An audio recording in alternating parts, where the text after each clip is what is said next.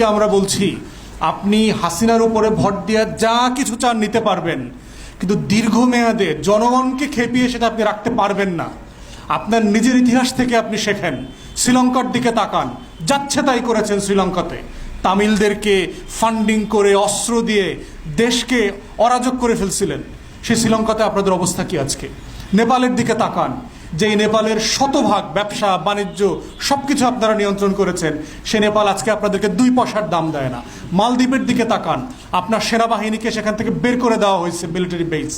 তাহলে আপনার প্রতিবেশীর দিকে আপনি তাকান যে আপনার এই ফরেন পলিসিগুলো ওয়ার্ক করছে না। So for God's sake come back to your common sense.